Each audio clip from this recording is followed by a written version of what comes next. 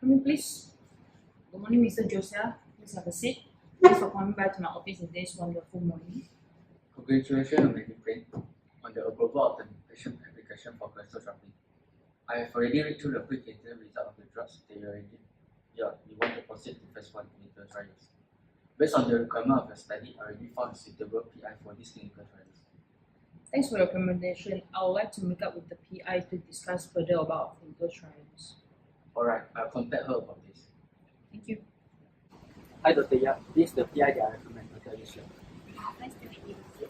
Nice to meet you too. So before we begin, let's officialize this by signing the NDA.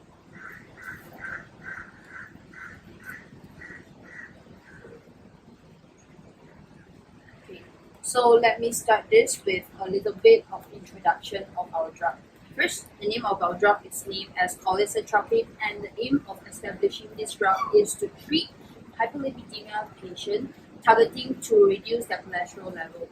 So through our preclinical result, we managed to get the result that it is going to achieve a therapeutic aim with a higher drug efficacy and also possess a higher bioavailability compared to all the drugs that is present in the market and also the gold standards that they have currently. Thanks for the information. I will read through more about this drug and work with my team to come up for a protocol for this clinical trial. I will also proceed with the recruitment of pharmacists and statisticians. Thank you.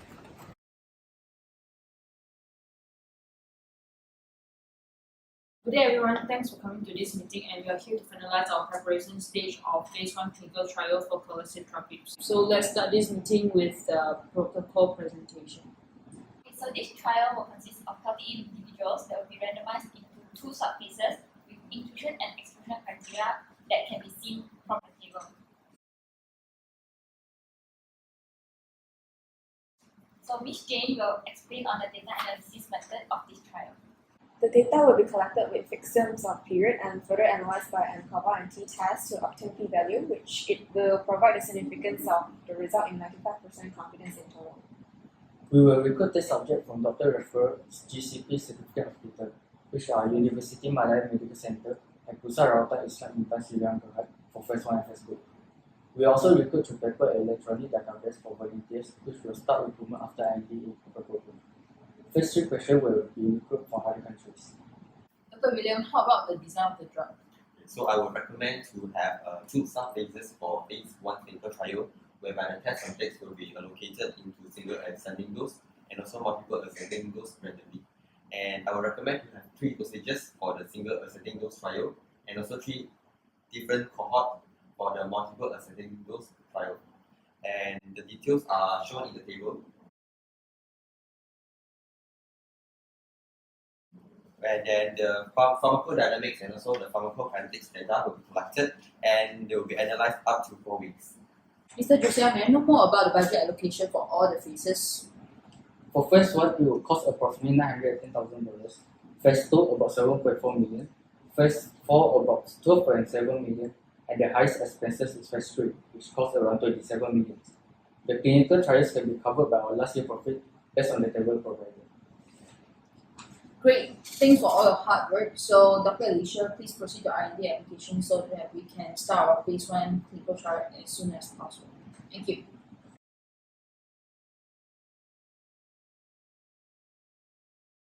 So how's the progress of our IND application?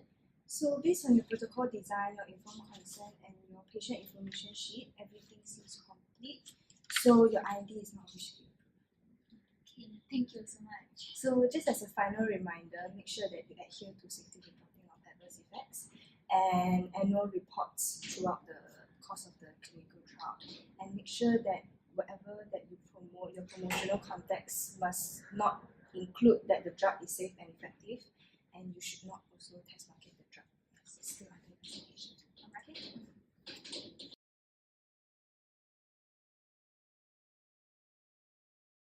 Through phase 1 clinical trials, we found out that the drug showed no adverse effect on the healthy subject.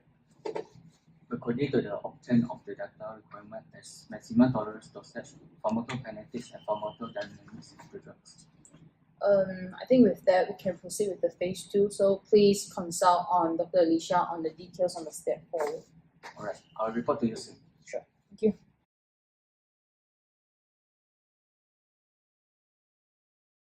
Hi, Dr. William. Based on the result from phase 1, the maximum tolerance of drug is 40 mg. I would like to consult you on the next protocol design. If that's the case, then for phase 2, I would suggest you to include a placebo as a control group on top of the three dosage level, which are 10 mg, 20 mg, and 40 mg, which will be given once daily for 12 weeks. Whereas for phase 3, the grouping of the subjects and also the drug allocation will be the same, but the clinical trial can be run for 18 weeks. Dr. Asia, how about the group allocation for the subject? Alright, so for both phase 2 and phase 3, the subjects will be randomly assigned to their control group and 3 treatment groups with triple blinding. So the randomization will be carried out by a stratified block randomization to reduce the likelihood of bias, and then we will include patients that are aged 18 and above, has equal distribution of gender, have high cholesterol levels, and impaired kidney functions. While on the other side, we will exclude patients that have high cholesterol levels due to other diseases or rare hereditary disease and have recent heart attack or surgery or head surgery, and also poor kidney functions, while other criteria are listed in the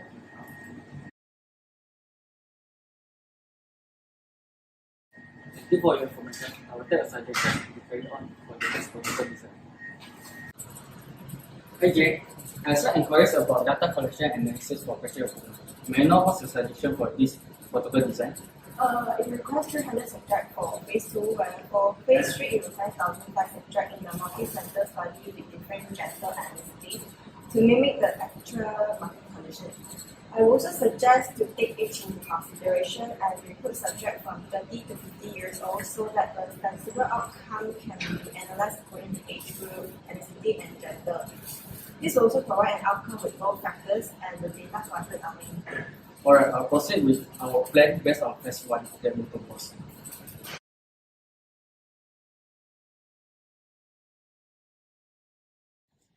Hello, Dr. Alicia. Nice to meet you. So I have good news for you today.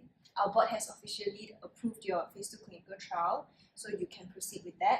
And also, just to let you know, we will have regular inspection of your site just to make sure that you're following the protocol and you're adhering to good clinical practice. Thank you so much, Ms. Chong, for advice and prompt approval of our protocol. So I will make sure that all our trials are run according to GCP.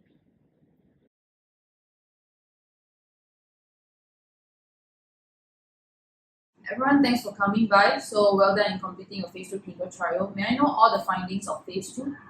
I've done analyzing the data collected.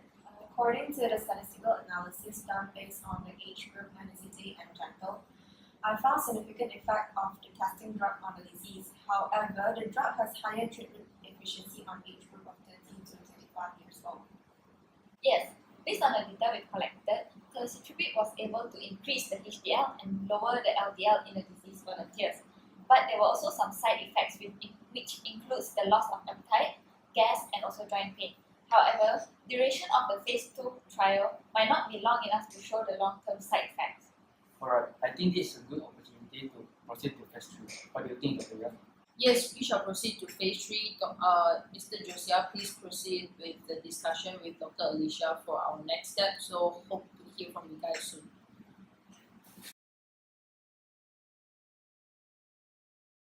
Good morning, everyone. Our phase 2 show promising result, and Dr. Yap has agreed on proceeding to phase 3. I will start with the patient recruitment, whereby the patient will be recruited internationally, focusing more on Asian and Africa countries, as this epidemic has higher incident rate at those regions. I already listed out a lot of hospitals that have GCP to contact with for collaboration. Dr. Alicia, what are the inclusion and exclusion criteria for the recruitment? So for this phase, as it will be done in a larger scale, whereby the subjects are recruited not only locally but extended to other countries, we will recruit only eligible subjects that are based on the inclusion and exclusion criteria that is similar to phase 2. And this study will be randomized, triple-blinded, active control, and multi-centered. Ms. Jen, do you have any suggestion so that we can produce a more significant result? Based on the data I analyzed from phase 2 and the requirement of involving international test subject, I would suggest to increase the number of subjects from 1,500 to 3,000 so that the data can be generalized to a larger population. Are we going to stick with the drug design that we proposed in phase 2? From phase 2, we analyzed that there are no significant difference in the efficacy of 20 mg and 40 mg dose levels in terms of reducing the LDL levels. There are reports of adverse side effects from the patient of 40 mg group, so I would suggest to amend the drug design. So since that's the case, then since the maximum tolerated dose found in the real patient is 20 mg, which is different from the healthy subjects, then I would recommend you to change the drug dosage to 10 mg, 15 mg, and 20 mg with the inclusion of a placebo as a control group, and the drug regimen will remain the same.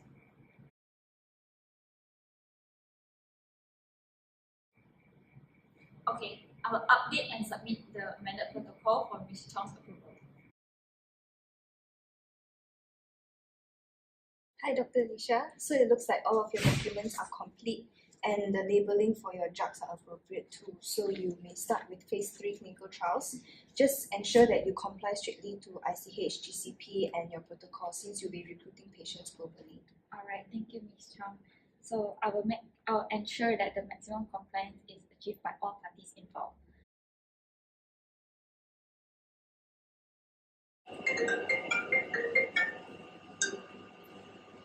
Hello, good morning, Dr. Alicia. So I have reviewed your data collected from phase 3 of your trial and I found that there are too many withdrawals. So I would suggest that you initiate phase 3B to collect more data to support your NDA application. On the other hand, we will also review your marketing application that you have submitted. Thank you, Ms. Chong. We will organize phase 3B to collect more data and revert back to you soon. Thank you.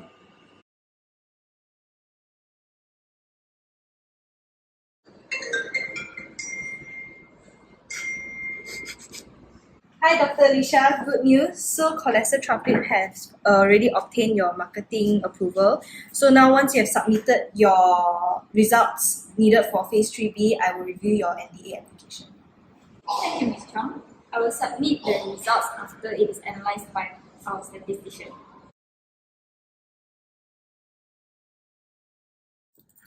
Good day, Ms. Jane. How's the data analysis?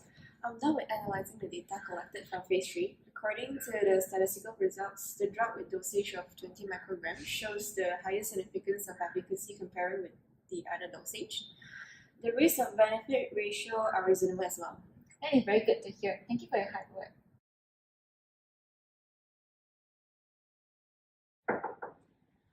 Good morning, Ms. Chong.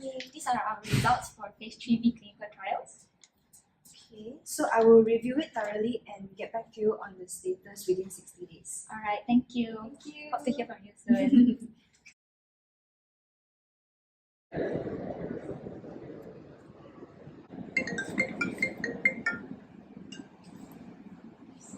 Hi, Dr. I have great news. I've received an email from Ms. Chong regarding the approval of NDA and marketing authorization. We can now start the marketing and manufacturing of drugs. Good to know that. Hope to hear from you soon. We have already launched the drug in the targeted market area and we should continue to review the progression of the phase 4. Based on the instruction from FDA, we should submit a report on our safety and tolerability biannually for our post-marketing surveillance. For phase 4, I will evaluate on a larger scale in the real-world setting to study the contraindication of the new drugs. I will compile all the requirement information such as long-term effects, serious adverse effect, and information of drug indication for FDA submission to you. Okay, sure. Thank you, and now we're waiting for your good news.